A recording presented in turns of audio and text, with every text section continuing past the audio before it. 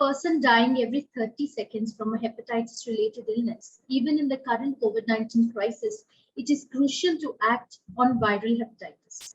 As we are aware that only 8th July is Hepatitis Day, we at MediCircle are conducting Hepatitis Awareness Series.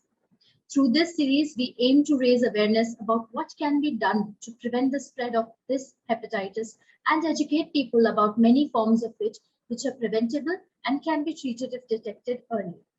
Hi, this is Sana Khan, and today in this initiative, we're going to speak to Dr. Priyesh Patel. Dr. Priyesh Patel is a gastroenterologist and hepatologist and is trained in advanced endoscopy and in liver transplantation. Currently, he practices at Curay Hospital and Fortis Hospital in Mumbai. He has a special inkling towards preventive hepatology and is an expert in the cure of liver disease. Please welcome him to MediCircle. Hello, Dr. Priyesh. How are you? कैसे हैं आप? मैं एकदम ठीक हूँ. Thank you for the warm welcome. Thank you. Okay, Dr. Priyesh, what is the difference between hepatitis A, B, and C? इनके बीच में क्या फर्क है? तो फर्क स्ट्रक्चरल फर्क के अलावा ये जो मोड ऑफ ट्रांसमिशन और क्रोनिसिटी ऑफ डिजीज है, ये बहुत बड़ा फर्क है जो बहुत इंपॉर्टेंट है. और साथ ही में डिजीज कितना लंबा बॉडी में रह के कितना लंबे समय तक अफेक्ट कर सकता है, ये सबसे बड़ा डिफरेंस है. जैसे कि हेपेटाइटिस ए ये एक food and water borne disease है जो कि सीजनल यूजुअली रहता है. बहुत कॉमनली छोटे बच्चों में, यंग एडल्ट्स में पाया जाता है. In fact, the commonest cause of hepatitis in India is hepatitis A, जो हम कहते हैं कि बाहर का मत खाओ या खुली जगह का मत खाओ या दूषित पानी मत पियो. तो ये हेपेटाइटिस A जो होता है ये पानी या खराब खाने से आता है. छूने से यूजुअली नहीं फैलता या एक दूसरे से इंटरपर्सनल रिलेशनशिप में नहीं फैलता. इसके कंपैरिजन में हेपेटाइटिस B एंड C ये क्रोनिक वायरसेस होते हैं. ये फूड एंड वाटरबॉर्न बिल्कुल नहीं होते. हेपेटाइटिस B और हेपेटाइटिस C स्प्रेड होने के सिर्फ 3 कारण हो सकते हैं. एक, माता से अपने बच्चों में.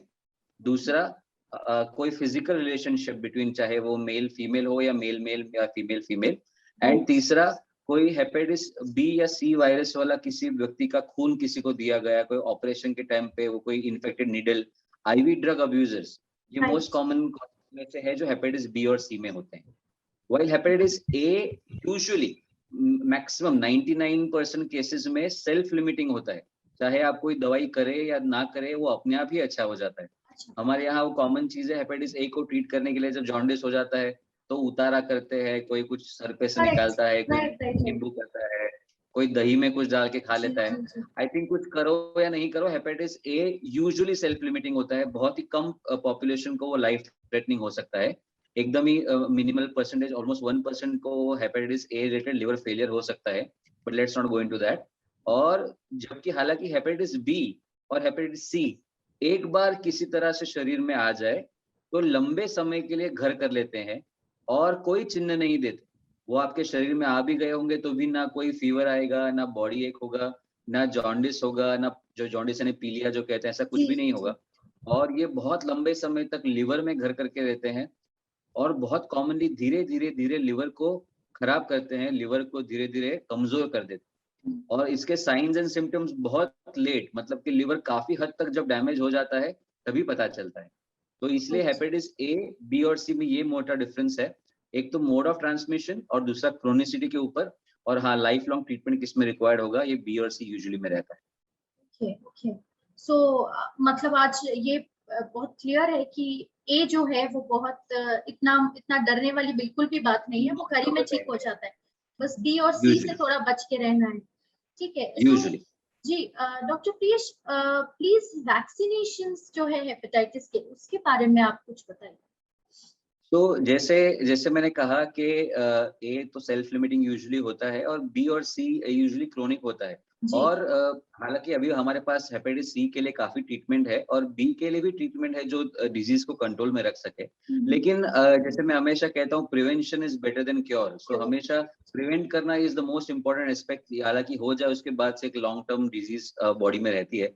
सो हेपेटाइटिस A के लिए वैक्सीनेशन अवेलेबल है, हेपेटाइटिस B के लिए वैक्सीनेशन अवेलेबल है. हेपेटाइटिस C या हेपेटाइटिस E के लिए कोई वैक्सीनेशन फिलहाल अभी तक अवेलेबल नहीं है.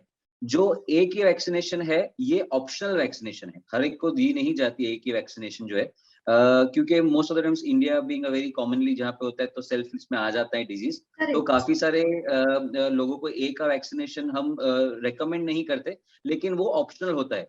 जो मतलब किसी के पास अगर फाइनेंशियल इशू ना हो और वैक्सीन लेना चाहे तो हमेशा ले सकता है, प्रिवेंशन हमेशा हो सकता है। लेकिन हेपेटाइटिस बी जो है ये एक अभी थैंकफुली वो इंडियन गवर्नमेंट ने भी कंपलसरी वैक्सीन कर दिया है। हर एक न्यूबॉर्न बेबी जो पैदा होता है उसी दिन पे उसको टीबी का वैक्सीनेशन मिलता है और हेपेटाइटिस बी का वैक्सीनेशन मिलता है।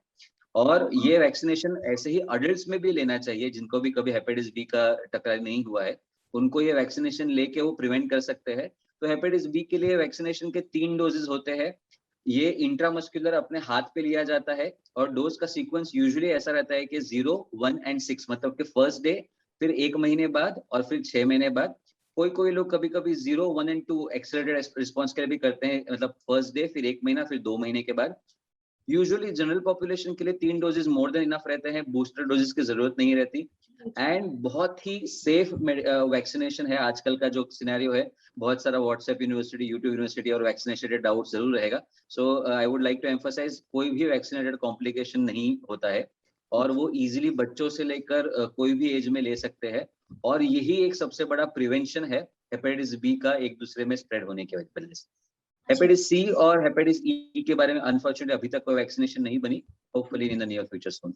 तो डॉक्टर अब आप बताइए कि ये हेल्थ जो डायबिटीज और वगैरह जो डिजीजेस होती है, क्या ये एग्रीवेट करती है हेपेटाइटिस के चांसेस को? सो ये मतलब एज अ टर्म अगर समझा सकूं अपने व्यूअर्स को, सो हेपेटाइटिस, सो कोई भी जगह के आगे, कोई भी नाम के आगे आइटिस जब लग जाता है मेडिकल टर्मिनोलॉजी, मतलब वो होता है इन्फ्लेमेशन या स्वेलिंग, या स्वेलिंग या इन्फ्लेमेशन को आइटिस कहते हैं। सो हेपेट मने के लिवर और आइटिस मने के स्वेलिंग।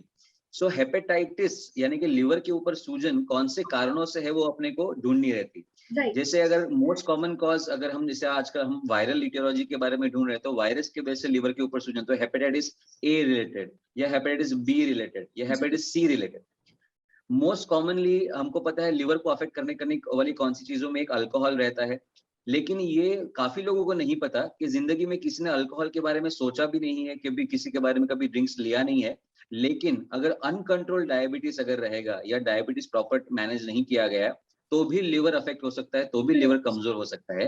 एंड अगर ऑलरेडी डायबिटीज की वजह से लिवर कमजोर है तो कोई भी नया इंसल्ट, चाहे वो हेपेटाइटिस ए हो या बी हो या सी हो या कोई भी नया इंजरी है, वो हमेशा एग्रेवेट होता है और वो हमेशा एक्सपोनेंशियली आउट होकर लिवर को बहुत जल्दी बहुत ही इजीली बहुत खराब करने का क्षमता रखता है।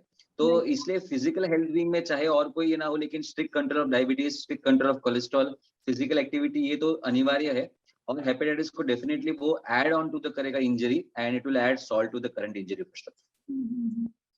और people who are suffering with this hepatitis, COVID, are people with viral hepatitis in any way at more risk of developing COVID-19?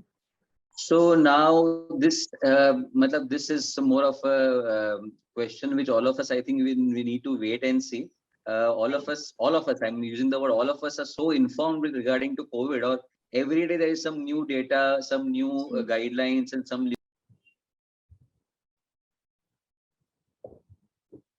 so far I'm sorry, I think just a second, sorry, I got a call in between, I'm sorry. So I was saying that so far there is no direct correlation between hepatitis and COVID. So this I need to emphasize, ये इसलिए मैं बोल रहा हूँ क्योंकि दो चीज बहुत इंपॉर्टेंट है।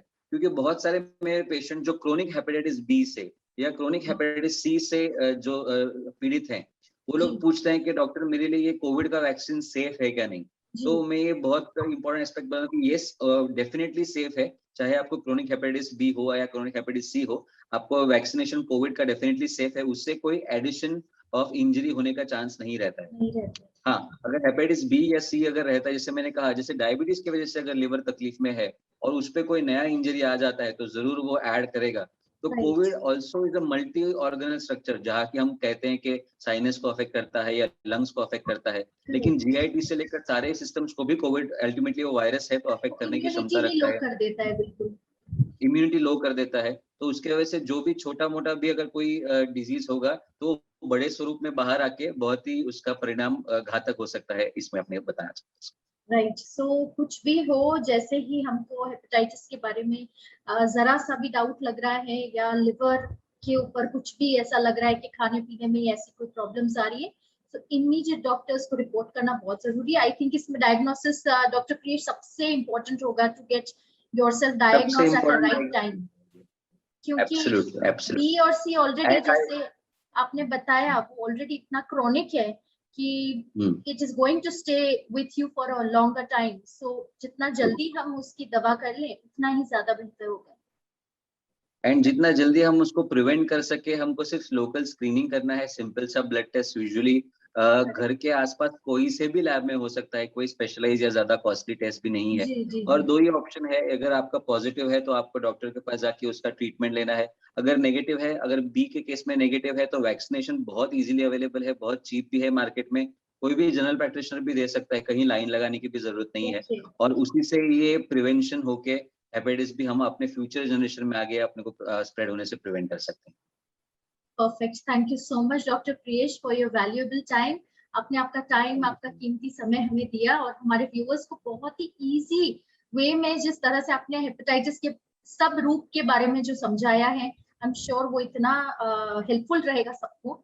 और सबसे इम्पोर्टेंट है कि सब लोग अब अपना वैक्सीनेशन ले ले हेपेटाइटिस के लिए, ताकि इस प्रॉब्लम से ही हम दूर हो जाए। चलिए, thank you so much doctor Priyesh for coming to our show.